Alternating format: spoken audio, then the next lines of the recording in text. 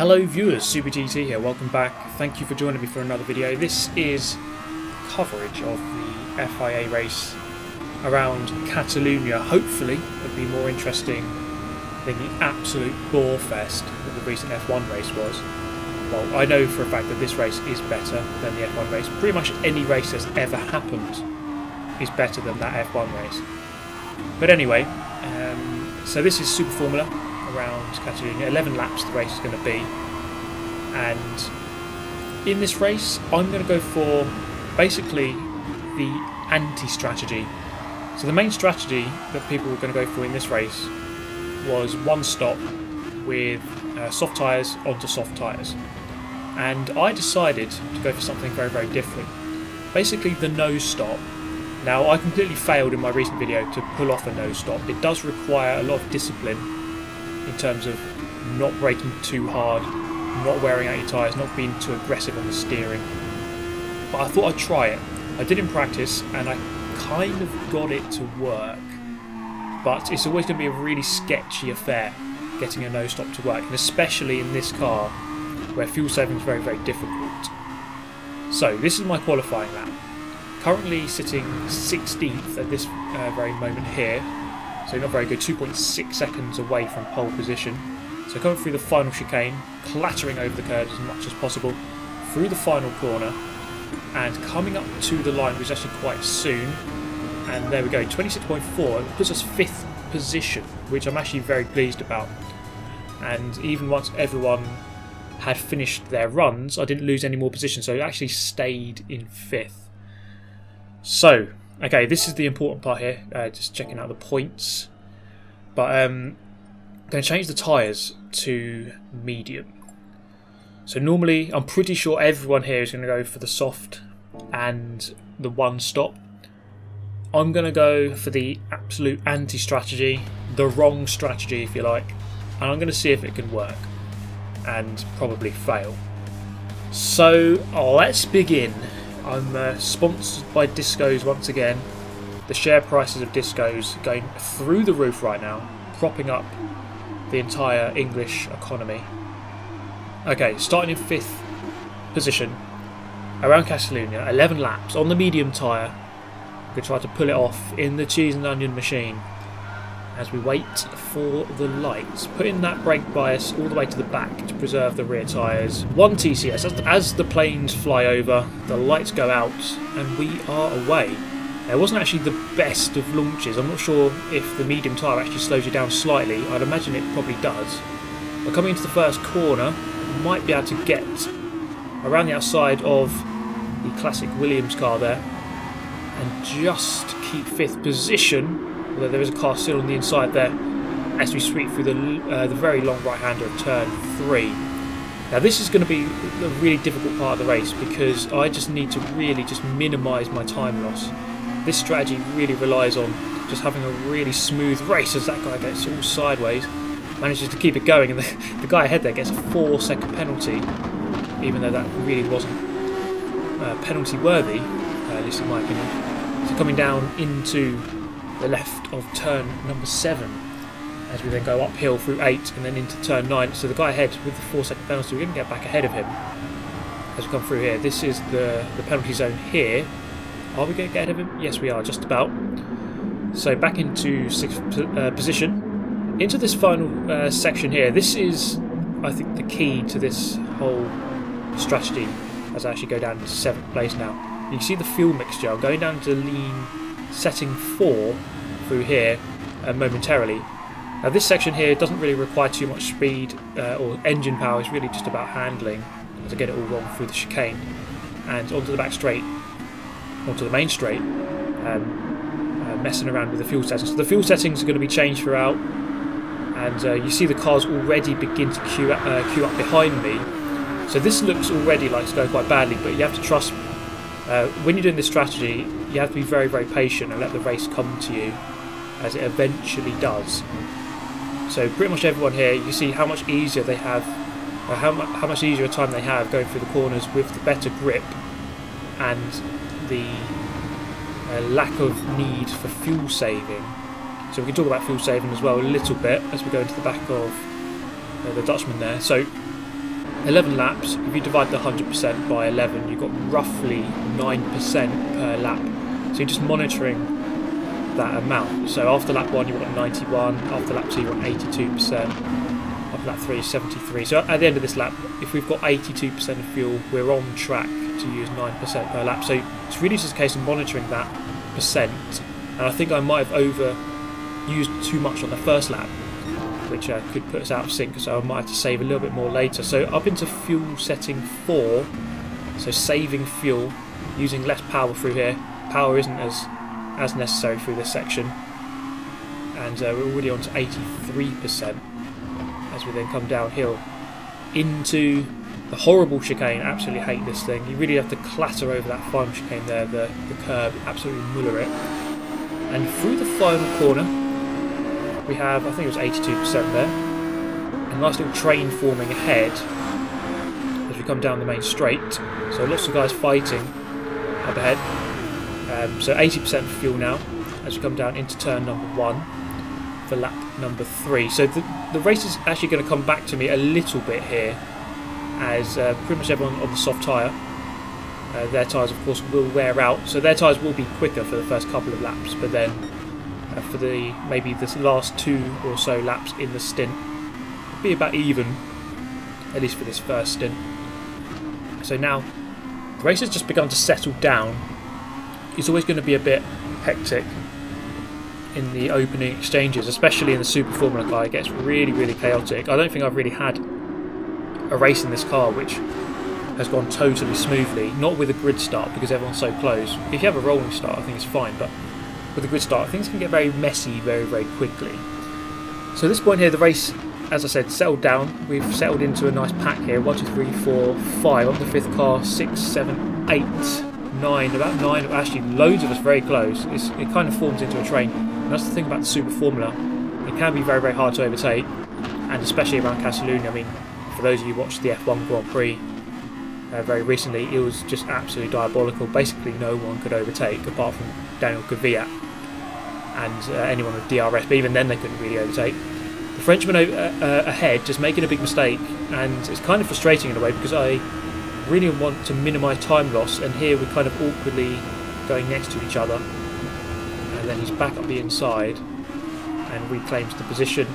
So just really the whole key to this working is just minimising the time loss. If I start getting into a fight with anyone and lose 2 seconds, that is deadly. It could mean the end of my life, literally. So again, in fuel setting 2, as I was sitting in fuel setting 2 for the majority of the lap, and then going up to 4 for the final sector, but then going down into 1 just onto the main straight to really get your speed up onto that straight, and that tended to work. And you see at this point I'm not really losing too much. I'm guessing the guys are fuel saving a little bit, as the pit lane here, let's talk about the pit lane now, because the pit lane, this is the whole reason I'm trying to do this strategy. The pit lane is very long here. You go into the pit lane and you have to wait quite a lot of time, as the guy behind goes for a lunge, you have to wait quite a lot of time before you actually arrive at your pit box. So there is quite a big time loss in the pit lane here, and if you, let's say you fuel up, let's say 50% of your car, you're going to be in the pits for at least 30 seconds. That's quite a lot of time that you lose. So that's exactly what I don't have to do in the race. I don't have to go to the pit lane. I don't have to take that 30 seconds. The time loss is just every lap, by fuel saving, by driving slowly, by having the medium tyres, and by having worn tyres by the end. Tyres are going to be extremely worn at the end of the race. So this is an ideal scenario now. I'm kind of in a nice little buffer zone to the Frenchman. I'm just getting kind of tagged along into this fight ahead. As the Italian goes ahead, I'm kind of aware of his presence on the inside, didn't really want to fight it, just let him go. The fight isn't here, the fight is just my overall pace throughout the whole race. So let the Italian go, but this is an ideal situation, just being in the slipstream of the cars ahead, so you can fuel save a little bit better, you can get carried along with the speed of the cars ahead. It's an ideal situation to be in. As we have someone up the inside, doesn't quite manage to pull off the move, so I'll sweep around the outside and keep for now 12th position. So the leaders at this point coming into the turn 10 hairpin, so they're 14 seconds ahead.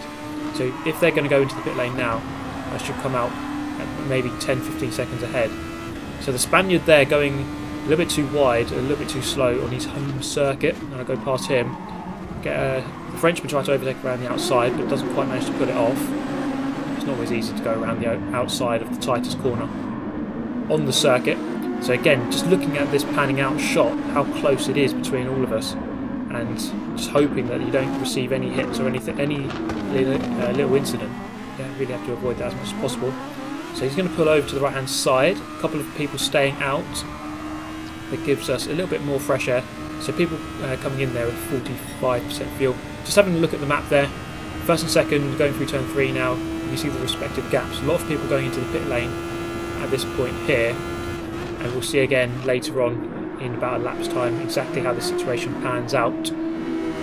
So far it's gone okay. This strategy is only going to get worse and worse though. Also the tyres are going to get worse and worse throughout the race. It's just only going to get harder and harder. The fuel saving has gone to plan so far with our 9% per lap, and the tyres feel okay. It's just going to be those last 2 or 3 laps where they really do feel the proper strain of trying to go through these very long corners, especially turn 3 and turn 9, which is coming up in just a moment. The very long right-handers, so the left-hand tyres are going to really struggle through here. This corner here, really fast, flat-out right-hand, well, not quite flat-out, not on medium worn tyres, but normally very, very fast corner, and your left tyres are screaming in pain through there, especially at the end of the race. So again, you can see the beginning of the tyres begin to lose grip there as I just squirm on the exit of the hairpin. But sitting okay in 5th, the gap to the guys ahead not really increasing too much, and that kind of shows you the difference between the medium and the soft. So to begin with, the soft tyres just way quicker, but then a couple of laps into the stint they just begin to level out. The pace is actually quite comparable to the medium.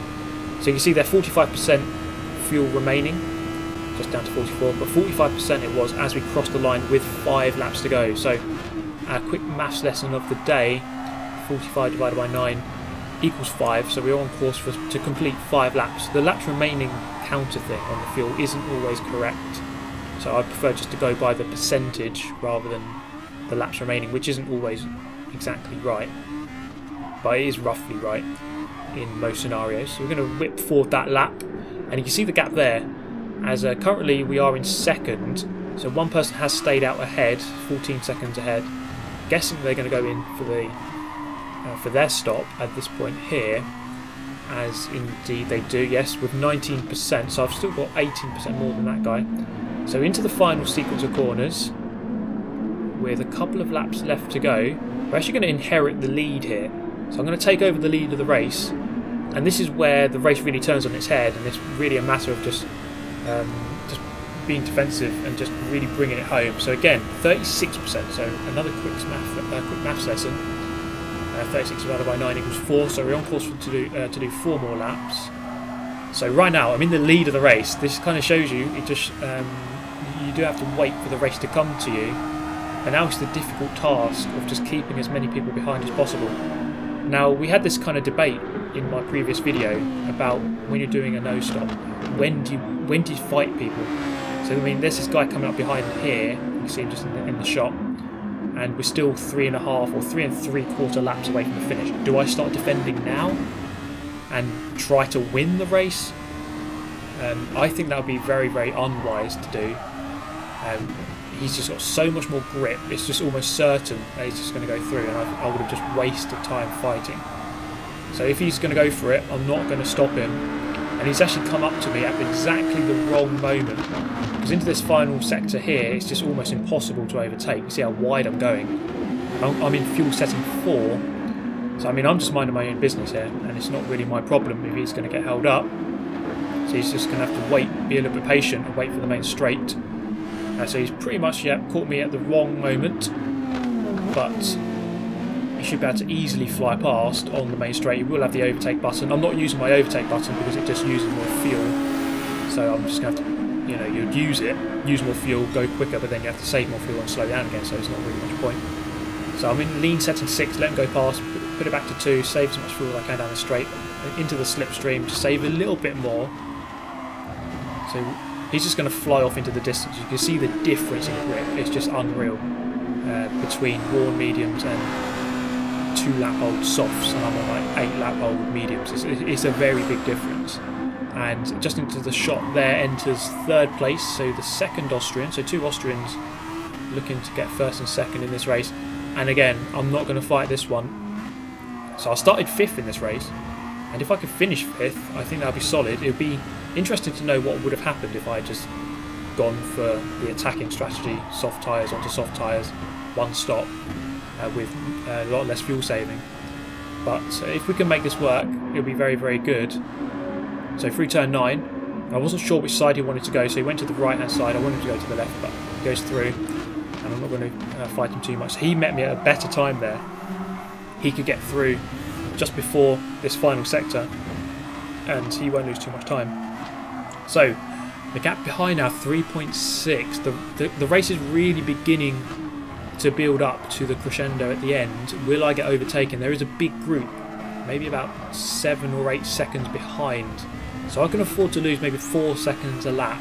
And it sounds like a lot, but with tyres worn as much as they are, you can easily lose a few seconds per lap, easily. So this really isn't over yet. So let's have a look at the map.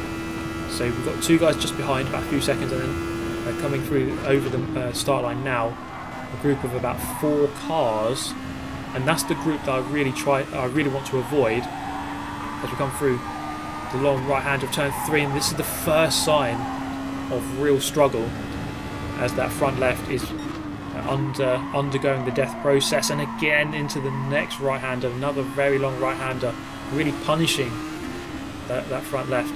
So Christian goes through easily, not much I could do about that. So the gap to 5th place now, 6.7 seconds as we come through this section. Actually no, that's not quite right, I'm looking at the wrong thing there. I'm looking to the gap to the leader. So right behind me now, sorry, is 5th place, and again he's kind of met me at the wrong place. So there's not much point in fighting him too much, I don't think. I could potentially keep it 4th place, but I've got such bad tyres, it's not really worth the fight, I don't think, and I still need to fuel save. So the beginning of the final lap, 6th place is 5 seconds behind. Can they gain with 1 lap left to go? And as I said earlier, the strategy or the tyres just get worse and worse and worse, and they begin to just fall off the cliff and you just get 0 grip. And if that happens, you could easily lose 5 seconds.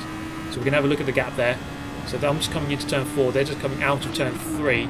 So the gap really isn't too big as we come through turn 4. And I'm just really trying to nurse the car home now, as we have about 3/4 of a lap remaining. So I'm back into the 5th position that I started, and this is kind of going okay.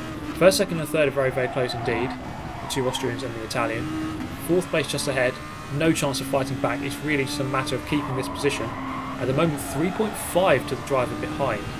So, and as we look behind, they weren't quite coming through that turn, I couldn't quite see them. Into the final sector then of the race, can I just hold on to keep my 5th position in what would be a very audacious strategy as we come through here into the last sequence of corners. The German behind, down to 2.5 seconds behind. He's gained 2.5 seconds on this lap, and you can see the lack of grip through there. It's not going to be enough though for the guys behind. The Disco's wagon is going to come through to finish in 5th place. You see the gap there. It wasn't too big in the end. 1 more lap and he would have easily gone past me. In fact, probably half a lap and he would have been passed. So the gap was down to 1.9 in the end to the driver behind. But ultimately, we made it work. The no-stop strategy did work. It was a viable solution to that race. It was very difficult and it relied on minimal crashes or incidents at the start. But happily, we got it done. 1,956 points, which is a fairly good total for me, and that takes my total above 10,000, so I'll take that quite happily. But there we go. Thank you so much for watching, everyone. Let me know your thoughts on the race. I do hope you enjoyed it as always. If you're new to the channel, maybe consider subscribing, and if you did enjoy, hit the like button. I'll see you next time, everyone. Thank you so much for watching. Goodbye.